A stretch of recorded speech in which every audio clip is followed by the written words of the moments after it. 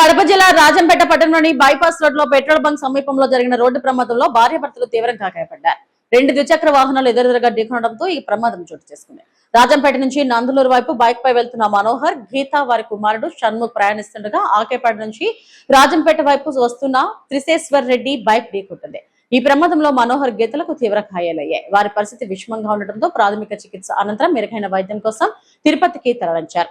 చిన్నారి షణ్ముఖ్ తో పాటు మరో బైక్ రైడర్ త్రిశేశ్వర్ రెడ్డి స్వల్ప గాయాలైనట్లు సమాచారం. ఘటనపై రాజంపేట పట్టణ పోలీసులు కేసు నమోదు చేసి దర్యాప్తు చేపట్టారు.